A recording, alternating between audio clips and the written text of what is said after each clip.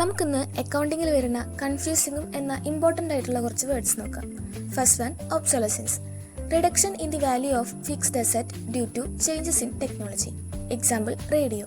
നമുക്ക് പുതിയ പുതിയ ടെക്നോളജീസ് വന്ന് പുതിയ സാധനങ്ങൾ ഇൻവെൻറ്റ് ചെയ്യുമ്പോൾ പഴയത് ഔട്ട്ഡേറ്റഡ് ആയി പോകാറുണ്ട്. അതിനെയാണ് നമ്മൾ ഒബ്സൊലസൻസ് എന്ന് പറയുന്നത്. Second one, amortisation. Reduction in the value of intangible asset. Intangible അസറ്റിന്റെ വാല്യൂയിൽ ഉണ്ടാവുന്ന റിഡക്ഷനെയാണ് അമോർട്ടൈസേഷൻ എന്ന് പറയുന്നത്.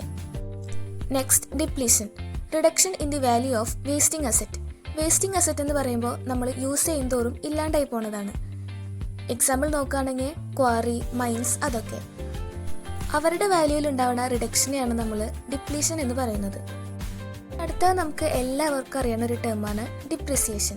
Reduction in the value of fixed asset due to wear and tear. Fixed asset നമ്മൾ കുറേ യൂസ് ചെയ്ത് അതിന് തേയ്മാനം വരും. അപ്പോൾ അതിൻ്റെ വാല്യൂയിൽ ഉണ്ടാവുന്ന ഒരു റിഡക്ഷനെയാണ് നമ്മൾ ഡിപ്രിസിയേഷൻ എന്ന് പറയുന്നത്. ഇനി അടുത്ത വേർഡാണ് അപ്രിസിയേഷൻ. നമ്മുടെ ഡിപ്രിസിയേഷന് നേരെ ഓപ്പോസിറ്റ് ആയിട്ടുള്ള ഒരു വേർഡാണ് appreciation. Increase in the value of fixed asset such as land and building. നമുക്കിപ്പോൾ ലാൻഡൊക്കെ ആണെന്നുണ്ടെങ്കിൽ അതിനൊരിക്കലും ഡിപ്രിസിയേഷൻ വരില്ല. നമുക്കറിയാം എപ്പോഴും ലാൻഡിൻ്റെ വാല്യൂ കൂടിക്കൊണ്ടേ ഇരിക്കുകയാണ്.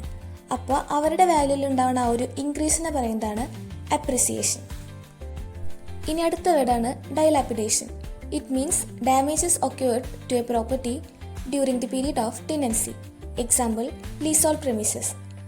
നമ്മളിപ്പോൾ ഏതെങ്കിലും ഒരു പ്രോപ്പർട്ടി ലീസിന് വാങ്ങുകയാണ്. അപ്പോൾ ആ പ്രോപ്പർട്ടിയിൽ നമ്മുടെ ഒക്കേർ ചെയ്യുന്ന ഡാമേജസിനെയാണ് നമ്മൾ ഡൈലാപ്പിഡേഷൻ എന്ന് പറയുന്നത്.